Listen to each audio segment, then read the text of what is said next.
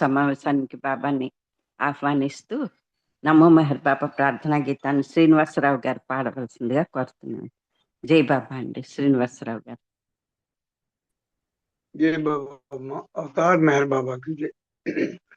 नमो मेहरु बाबा अवतार नमो देव देव प्रभु नमो मेहरु बाबा अवतार नमो देव देव अपार दिव्य कृपा सागर अपार दिव्य कृपा सागर सकल चराचर जगदुद्धारा सकल चराचर जगदुद्धारा प्रभु नमो मेहरु बाबा अवतार नमो देव देव జోహారులివే శ్రీ మెహేరు బాబా మహిని జనించిన మానవ రూప జోహారులివే శ్రీ మెహేరు బాబా మహిని జనించిన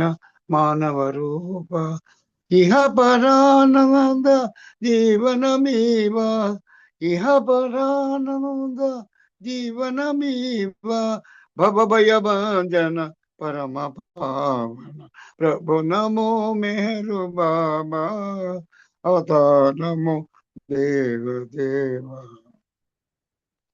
अज्ञानांधत अंतము చేసి దివ్య విజ్ఞాన దృష్టిన సంగి అజ్ఞానాంధత అంతము చేసి దివ్య విజ్ఞాన దృష్టిన సంగి హరిషడ్వర్గము అంతరింపగా హరిషడ్వర్గము అంతరింపగా అవ్యయ మోక్షంబను గ్రహింపుము प्रभु नमो मेहरु बाबा अवतार नमो देव देव प्रभु नमो मेहरु बाबा अवतार नमो देव देव థ్యాంక్ యూ అండి జ్యోతి మేడం గారు. జై బాబా అండి. అందరికీ జై బాబా అండి.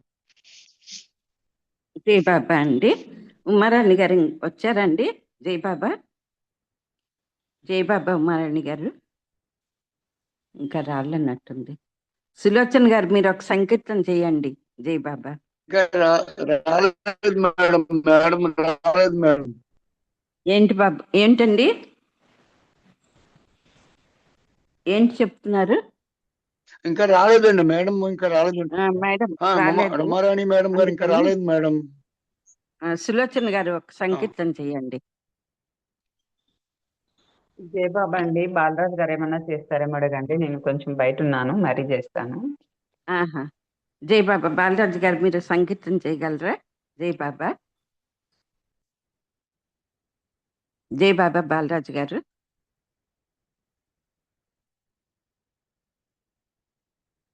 లేకుంటే మీరే చేయండి జ్యోతి గారు. నేను చూస్తున్నాను, తెచ్చుకుంటున్నాను మా పుస్తకం. జై బాబా. కుమారాణి గారు లేట్ అయ్యారు. మరి మెసేజ్ కూడా ఇవ్వలేదు రానని.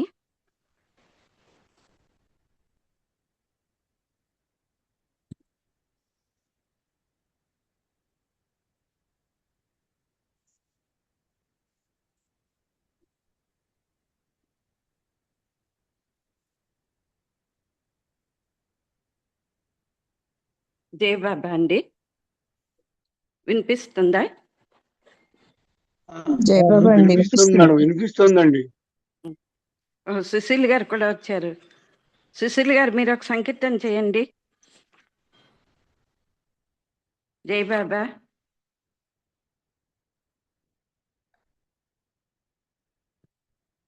జై బాబా సుశీల్ గారు.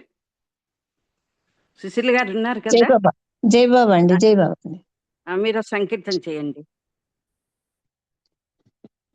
అవతార్ మెహర్ బాబా కి జై. మౌనమే పలికేను వేదం ఇతర మహిమలు ఏలనో మౌనమే పలికేను వేదం కనుల నిండెను రూపమే దర్శనం మది నిండెను కనుల నిండెను రూపమే దర్శనం మది నిండెను పెదవిపై నామంబు పలికే పెదవిపై నామంబు పలికే హృదయమే ఉప్పొంగగా క్షణములో మరిచేము బాబా ఇడుములను ఓ ప్రియతమా మౌనమే పలికేను వేదం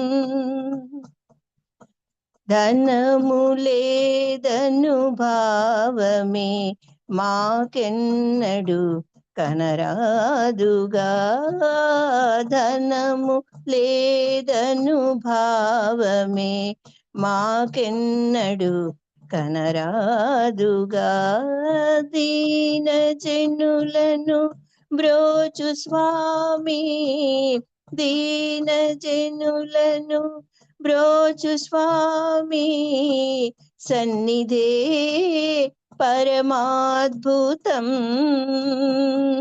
నీదు వాకిట నిలచినాము నామమును పాడేందుకే మౌనమే పలికేను వేదం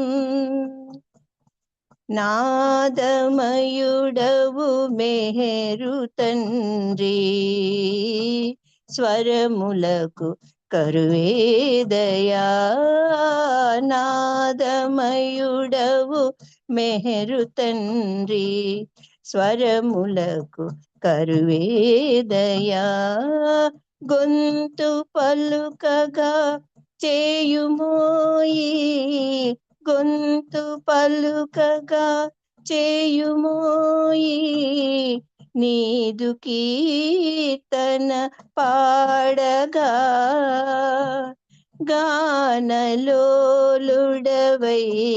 ప్రభువా మౌనమే శృతి కలుపగా మౌనమే పలికేను వేదం ఇతర మహిమలు ఏలనో మౌనమే పలికేను వేదం అవతార్ మెహర్ బాబా की జై జై బాబా అండి జ్యోతి గారు. జై బాబా అండి. సుశీల్ గారు చక్కటి సంకీర్తన చేశారు. ఉమారాణి గారు జై బాబా అండి. బుక్ రీడింగ్ మొదలు పెడతారా? జై బాబా ఉమారాణి గారు. జై బాబా అండి. జై బాబా. నాకు అన్మ్యూట్ అవ్వలేదు. జై బాబా. సారీ, ఒక ఫోన్ కాల్ వచ్చి కంపల్సరీ మాట్లాడాల్సి వచ్చింది. పర్వాలేదండి. జై బాబా, మీరు స్టార్ట్ చేయండి. Baba is like a landlady. అంటే ఇది రియల్ ట్రెషర్ లోంచి మళ్ళీ మనం చదువుకుంటున్నాము. బాబా ఒక ల్యాండ్ లేడీ వంటి వాడు అని చెప్పడం. ల్యాండ్ లేడీ అంటే మన అద్దెకి ఇచ్చినప్పుడు మనము ఉంటాం కదా, మన ఓన్, అది అట్లా ల్యాండ్ లేడీ లాగా బాబా అని చెప్పడం. అంటే ఓనర్స్ అన్నట్టు. మనకి ఏదైనా జమీందారిని అన్నట్టు. జమీందారిని అవ్వచ్చు, లేదా మామూలుగా మన అద్దెకిచ్చేవాళ్ళమైనా అవ్వచ్చు. అది మనకి ఏమైనా ఇష్టం ఉంటే, అది మన సొంతము అనే ఫీలింగ్ మనకుంటే, అది బాబాకి తెలియకుండా ఉంచాలి మనము అన్న పద్ధతిలో ఇక్కడ చెప్తుంది మణిజ. అది గనక ఆ విషయం బాబాకి మన దగ్గర ఉన్నది అని తెలిస్తే, మనంతట మనం రియలైజ్ చేసే లోపల, తెలుసుకునే లోపల బాబా మన నుంచి అది తీసేసుకుంటారు అనేది ఇక్కడ మణి దాని గురించి చెప్తా ఉన్నారు. అక్కడ వచ్చిన పిల్గ్రిమ్స్ యాత్రికులకి మణి మండలి హాల్లో మాట్లాడుతూ ఒక కమెంట్ చేశారంట. ఇంకా మాట్లాడితే ఏమన్నారంటే, నేను ఎన్నో ఇన్సిడెంట్స్ అలాంటివి చెప్పగలను మీకు. ప్రతిసారి నన్ను ట్రిక్ చేసేవాళ్ళు బాబా. నేను ఎంత జాగ్రత్తగా ఉన్నా కూడా నేను తప్పించుకోలేక పట్టుబడేదాన్ని. బాబాకి కనుక ఇది నిన్న చదివానా ఏంటి నేను? సరే, లేదండి ఓహో, నిన్ననేమో మరి నేను రాలేదు. నిన్న చదివాను. పర్లేదు. అయితే బాబా మనం ఎంతగా స్ట్రేంజ్ న్యాక్ ఉండేది బాబా దగ్గర. అది మనని మనం బాబా దగ్గర నుంచి దాద్దామన్నా కూడా అతను భగవంతుడు కాబట్టి అన్నీ తెలుసు బాబాకి. కానీ ఎవరు అతనికి ఎగెయిన్స్ట్ పోగలరు? మేము ట్రై చేస్తూనే ఉండేవాళ్ళము.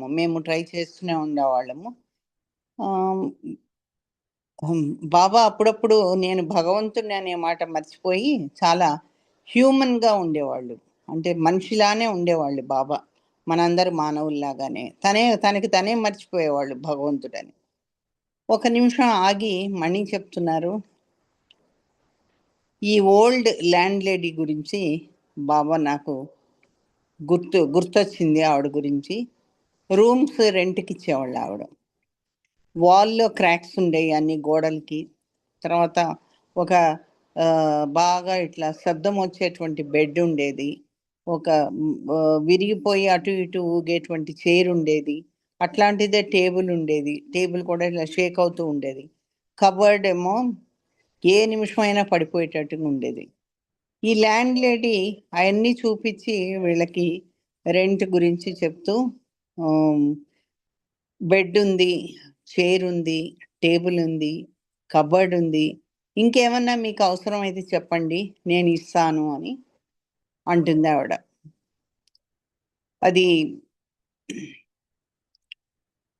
చెప్పండి నాకు, మీరు దాంతో ఎలా బ్రతకాలి, అది లేకుండా మీకు ఇంకేమన్నా కావాల్సి వస్తే అది లేకుండా మీరు ఎలా బ్రతకాలి అనేది నేను చెప్తాను. మనీ నవ్వి ఫినిష్ చేయడము, ఇదంతా చెప్పడం ఫినిష్ చేశాక అంది, ఆ మాట అనేటప్పటికీ అందరూ నవ్వారు. మణి చెప్పిన మాటకి. అంటే ఆ ల్యాండ్ లేడీ అన్నీ ఉన్నాయి కదా, మీకు ఇంకేమైనా కావాలంటే అడగండి, అది లేకుండా మీరు ఎలా బ్రతకాలో నేను చెప్తాను అనేటప్పటికీ అందరూ నవ్వారు. అది ఇక్కడితోటి ఇది అయిపోయింది. యాక్చువల్గా నిన్న చదివాను, చిన్నదే కాబట్టి. Greatest quality and the most difficult task. అంటే మనకున్న క్వాలిటీ చాలా గ్రేటెస్ట్, చాలా గొప్పది. అది డిఫికల్ట్ కూడా. మనము దాన్ని అధిగమించడం కానీ దాన్ని పాటించడం కానీ అది చాలా మనకి క్లిష్టతరము అని చెప్తున్నారు. ఒకసారి ఒక పిల్గ్రిమ్ ఈరిచ్ని అడిగాడంట, నీ లెక్కలో గ్రేటెస్ట్ క్వాలిటీ ఏంటి, అవతారికి ఏది గ్రేటెస్ట్ క్వాలిటీగా ఉండింది అని, ఆయనకున్నటువంటి ఉన్నతమైన క్వాలిటీ ఏంటి అని అడిగితే, ఆయన కంపాషన్, ఆయన దయ, లేదా ఆయన ప్రేమ, లేదా ఆయన క్షమించే గుణమా, లేదు ఇంకేమైనా క్వాలిటీ నీకు ఎక్స్ట్రా ఆర్డినరీగా ఆయనలో కనబడిందా, అంటే వేరుగా అందరికంటే ఎక్కువగా ఉన్న క్వాలిటీ ఏమైనా కనబడిందా? ఈరోజు వెంటనే రిప్లై ఇచ్చాడంట, ఆయన ఎక్స్ట్రీమ్లీ హ్యూమన్, అంటే ఒక మానవ మాతృడుగా ఆయన పోషించిన పాత్ర చాలా గొప్పది అని ఈరిచ్ చెప్పడం జరిగింది. పిల్గ్రిమ్ సర్ప్రైజ్ అయ్యి ఈరిచ్ని ఓ అదే అని మళ్ళీ ఈరిచ్ని క్వశ్చన్ చేస్తారు, అది ఎందుకు నువ్వు కన్సిడర్ చేస్తున్నావు, బీయింగ్ హ్యూమన్ అనేది చాలా గొప్ప క్వాలిటీ అని, కంపేర్ టు అదర్ క్వాలిటీస్, అది ఎందుకు నువ్వు గొప్ప అని అనుకుంటున్నావు అని అంటే ఈరిచ్ అంటాడు, ఎవరికైనా సరే దైవత్వంతో ఉండడము పెద్ద గొప్ప కాదు. ఫేక్ మాస్టర్స్ ఎంతమందో ఉన్నారు, మాస్టర్స్ కాని వాళ్ళు ఏదో దైవాంశము, అదే వాళ్ళు డివైన్ క్వాలిటీతో ఉన్నవాళ్ళు అని చెప్పొచ్చు. అది ఆరెంజ్ బట్టలు వేసుకుని, కలర్ రోబ్ అనమాట, అది వేసుకొని ఒక విభూది అది నుదుటిన రాసుకొని కొన్ని మంత్రాలు అవి చేసి స్టోరీస్ అవి చెప్పి అవన్నీ రిసైట్ చేస్తూ ఉంటారు, మంత్రాలు ఉచ్చరిస్తూ ఉంటారు. ఒకసారి అది చేశాక మన దగ్గర గుంపులు గుంపులు మనుషులు వస్తారు. మన బ్లెస్సింగ్స్, ఆయన బ్లెస్సింగ్స్ కోరడం కోసం చాలా మంది పోగవుతారు. ఇంకొక పక్క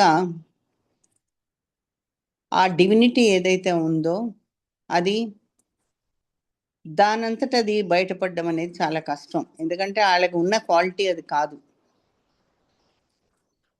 బాబా గాడ్ మ్యాన్ అయినా కూడా అది చాలా సులభంగా జరిగేది. అంటే బాబాని చూడగానే ఆ దివ్యత్వం ఉట్టిపడేది. అయితే దాన్ని ఏ విధంగా చూసేవాళ్ళు అంటే, ఏ విధంగా అతని దగ్గర ఉండేదంటే, అంటే ఎంత న్యాచురల్గా బాబా హ్యూమన్గా ఉన్నారో చెప్పడానికి చెప్తున్నాను. మేము ఒక్కోసారి మేమే ఆయన భగవంతుడని మర్చిపోయి ఆయనకి మేము గుర్తు చేయాల్సి వచ్చేది. మేము ఆ విధంగా ఉంటే బాబా మాకు గుర్తు చేయాల్సి వచ్చేది ఏమని, don't forget that I'm God, నేను భగవంతుడని మర్చిపోవద్దు మీరని బాబా. అంటే ఆ దివ్యత్వం దాగేది కాదు, ఎంత ప్రయత్నించినా కూడా అది అయ్యేది కాదు. అయినా కూడా వీళ్ళు మర్చిపోయేవాళ్ళు. అంటే ఆ దైవత్వం ఉన్నా కూడా తన దగ్గర ఎంత న్యాచురల్గా మనిషిగా ఉండేవాళ్ళు అంటే వీళ్ళు ఒక్కోసారి గుర్తు చేయాల్సి వచ్చేది అనమాట.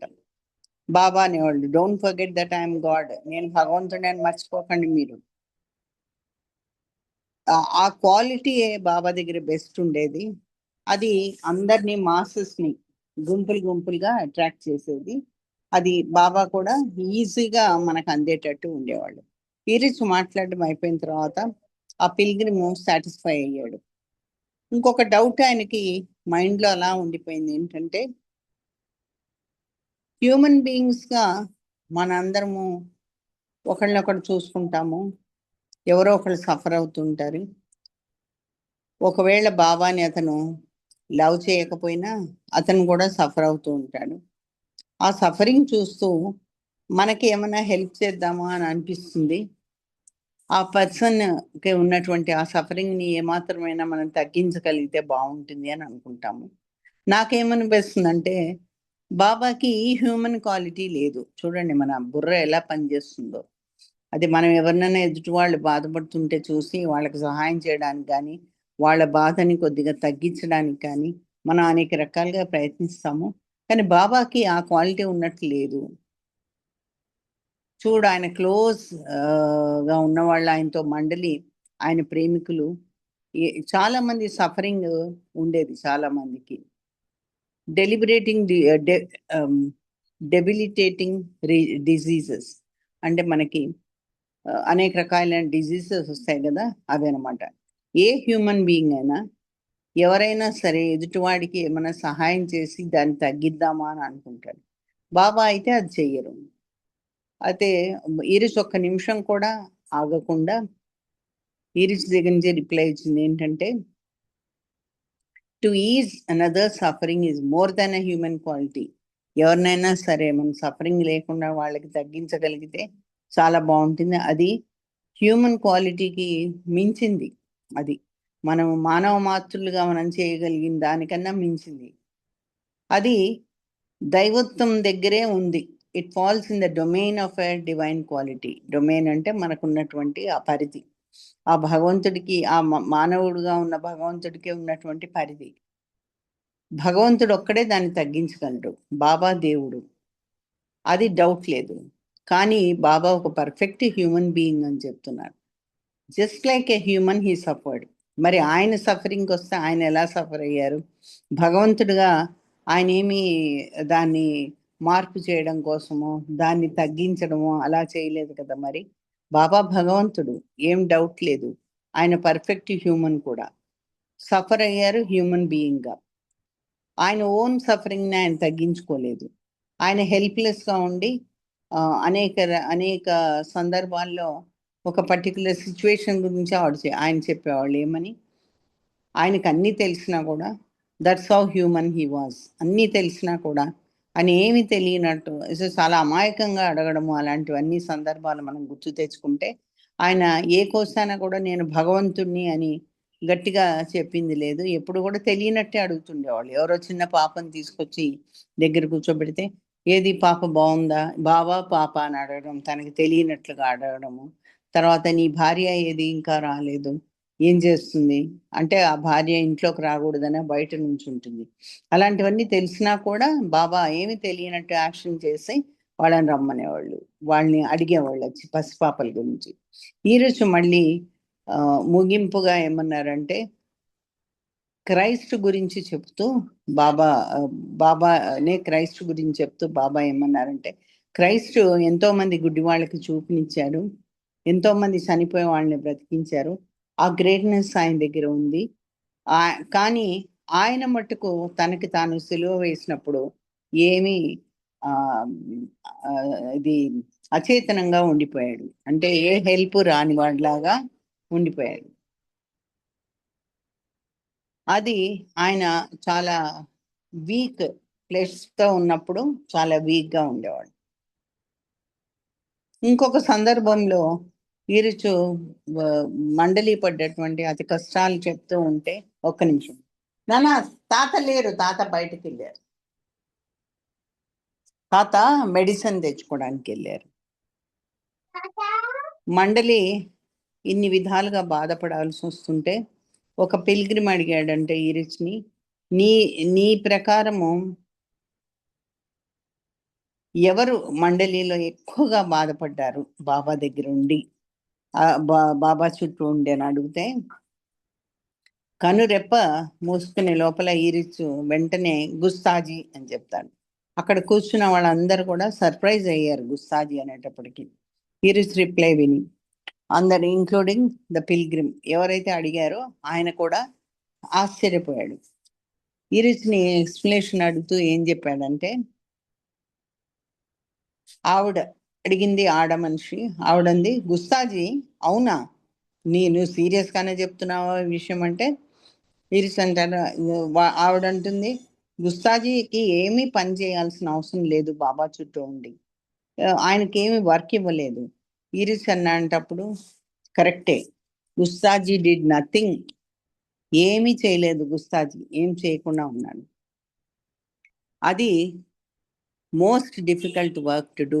ఏమీ చేయకుండా కూర్చోవడం అనేదే చాలా డిఫికల్ట్ అని. ఈరోజు ఒక్క నిమిషం ఆగి అది మీరు చేయడానికి అలా ప్రయత్నించండి, ఎంత ఊపిరి బిగబట్టినట్టుగా ఉంటుంది మనకు అట్లా ఏం పని లేకుండా కూర్చోవాలంటే. అండ్ మనం రెస్ట్లెస్ అయిపోతాము, మనము ఒక నిమిషంలో రెస్ట్లెస్ అయిపోతాము. అది కాకుండా గుస్తాజీ సైలెన్స్ అబ్జర్వ్ చేయమన్నారు గుస్తాజీని, అది ఇంకా డిఫికల్ట్ చేశారు బాబా మనకి. అది ఈరోజు ఈ రెండు చదువుకోగలిగాం మనము. దానికి బాబాకి థ్యాంక్స్ చెప్తూ మనము రేపు కంటిన్యూ చేస్తున్నాం. అంటే ఇంకోటి మొదలు పెట్టానంటే ఇప్పుడు అవ్వదు, పెద్దగా ఉంది, అందుకనే మనము మళ్ళీ రేపు చెప్పుకోవడానికి ప్రయత్నిద్దాం. అవతార్ మెహర్ బాబాకి జై బాబా అండి. జ్యోతి గారు జై బాబా అండి. ఇంకా టైం ఉన్నట్టుంది కదా, ఇంకా 5 నిమిషాలు, ఎన్ని నిమిషాలు ఉందో నా దాంట్లో తెలియటం లేదు. 7 నిమిషాలు ఉందండి, పోనీ ఇంకొకటి చదువుకుందాం, ఎంతవరకు అయితే అంతవరకు అవుతుంది. లేదంటే నేను ఒక దాంట్లో బాబాది అంటే అవతార్ మెహర్లో 2001 అవతార్ మెహర్లో మెహర్ బాబా అని అణిముత్యాలని ఉందా, అది చదవమంటే చదువుతాను. చదవండి. జై బాబా అండి. మెహర్ బాబా అణిముత్యాలు అంటే బాబా ఏంటేంటి చెప్పారో అది కొన్ని అవతార్ మెహర్ 2001 అక్టోబర్ అవతార్ మెహర్లో ఉంది, అది చదువుతాను, టైం ఉందిగా. జనన మరణాలు మాయామయమైన దృశ్యాలు, ఇవన్నీ బాబా చెప్తున్నారండి, బాబా మాటల్లో ఇవి. ఎవరైనా శాశ్వతుడైన భగవంతుల్లో పుట్టినప్పుడే నిజంగా మరణిస్తారు. అంతర్గతంగా నేను ఎప్పుడూ మీతోటే ఉన్నాను, మిమ్మలను నా స్వీయ ఆత్మగా నేను ప్రేమిస్తున్నాను. మీరు నన్ను పొందినందున అందరూ సుఖంగా ఉంటారు. నా కార్యక్రమం పరిసమాప్తమైంది. నా సంతృప్తి మేరకు అది 100% సమాప్తమైంది. దాని ఫలితం కూడా 100% కలిగింది. ఓర్పు వహించండి, నా ప్రేమలో ఎదురు చూడండి. నా కోసం ఎదురు తెన్నులు చూచేవారెవరూ ఎన్నటికీ వృధా కాబోరు. నా కొంగును గట్టిగా పట్టుకోండి. నా పిలుపు కోసం ఎదురు చూడండి. నన్ను తప్పగా దర్శించగలరు. మెహర్ బాబా.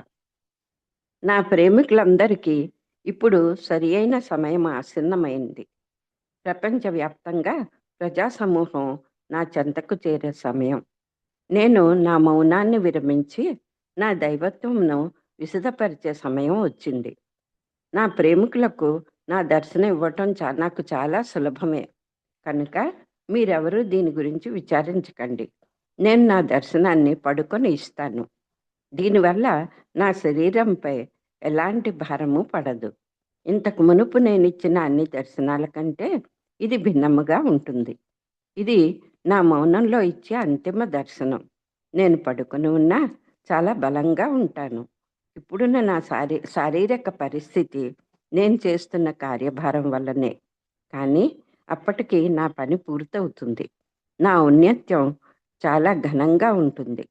ఒక కటిక దరిద్రుడు లాటరీలో గెలిస్తే ఆ హఠాత్ పరిణామానికి దిగ్భ్రమ చెంది మరణిస్తాడు. నా అదృష్టమంతా నా కార్యక్రమాన్ని పూర్తి చేయటంలో ఉన్నది. అయితే నేను పొందే సంభ్రమాశ్చర్యాలు నా మరణానికి కారణం కాబోవు. అది నా ఘన వైభవం అవుతుంది. ఇది 1/11 అంటే నవంబరు 1వ తారీఖు 1968వ సంవత్సరంలో బాబా ఇచ్చిన సందేశం. అంటే ఆయన శరీరం వదిలిపెట్టడానికి ముందు ఒక నెల ముందు ఇచ్చిన 2 నెలల ముందు ఇచ్చిన సందేశం. నేను నా దేహం చాలించిన తర్వాత నన్ను ప్రేమించే వారందరిలోనూ ఉంటాను. నాకు మరణం అన్నది లేదు. నన్ను ప్రేమించండి. నాకు విధేయులై ఉండండి.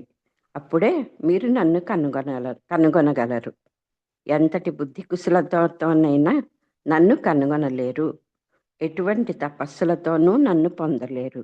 కేవలం నన్ను ప్రేమిస్తూ నాలో ఉన్న తనను ప్రేమించగలిగిన వారే నన్ను పొందగలరు. మెహర్ బాబా. జై బాబా అండి. ఇందులో ఉన్నది కదా, అంటే ఉమారాణి గారు లేట్ అయ్యారు రావడం, అందుకనేసి పుస్తకం తెచ్చుకొని దగ్గర ఉంచుకున్నాను. ఎందుకైనా మంచిది చదవవలసి వస్తుందేమోనని. జై బాబా. అందరికీ జై బాబా అండి. ఇప్పుడు హారతికి సులోచన గారు పైన ఉన్నట్టున్నారు. ఎవరు మన బాలరాజు గారు బాబాకి హారతి ఇవ్వాల్సిందిగా కోరుతున్నాను. జై బాబా అండి. బాలరాజు గారు. బాబాకి జై. దేవాదిదేవ ప్రేమ స్వభావ ప్రభో మెహరు బాబా ప్రియతమా మనసు ఆరతిదే, ప్రియతమా మనసు ఆరతిదే, ప్రేమ జ్యోతిమా హృది వెలగించు, కామ క్రోధముల మది తొలగించు, ప్రేమ జ్యోతిమా హృది వెలగించు, కామ క్రోధముల మది తొలగించు, దామను వీడక నిన్ను ప్రేమించు, దామను వీడక నిన్ను ప్రేమించు, మము కరుణించవయా ప్రియతమా మనసు ఆరతిదే, ప్రియతమా మనసు ఆరతిదే, నీ దివ్య నామమే మదిని స్మరించు, నీ దివ్య రూపమే హృది తిలకించు, నీ దివ్య నామమే మదిని స్మరించు, నీ దివ్య రూపమే హృది తిలకించు, నీ దివ్య పదములే ఆరాధించు, నీ దివ్య పదములే ఆరాధించు, మము కరుణించవయ ప్రియతమా మనసు ఆరతిదే, ప్రియతమా మనసు ఆరతిదే, అహంకారము ఆరతి కాగా ఇహమే పరమై ప్రకాశించగా, అహంకారము ఆరతి కాగా ఇహమే పరమై ప్రకాశించగా, పాహి శరణు సాయుజ్యము పొందగా, పాహి శరణు సాయుజ్యము పొందగా, మము కరుణించవయ ప్రియతమా మనసు ఆరతిదే, ప్రియతమా మనసు ఆరతిదే, దేవాదిదేవ ప్రేమ స్వభావ ప్రభో మెహరు బాబా ప్రియతమా మనసు ఆరతిదే, ప్రియతమా మనసు ఆరతి దే అవతార్ మెహర్ బాబా की जय అవతార్ మెహర్ బాబా की जय అవతార్ మెహర్ బాబా की जय అవతార్ మెహర్ బాబా की जय ప్రేమ అవతార్ మెహర్ బాబా की जय మౌన అవతార్ మెహర్ బాబా की जय పరాత్పర పరబ్రహ్మ అవతార్ మెహర్ బాబా की जय జై బాబా అండి. జై బాబా అండి. చక్కటి హారతితో ఈరోజు సమావేశం ముగిసింది. మళ్ళా మనం రేపు సమావేశం అయ్యి ఉమా రాణి గారు చదివే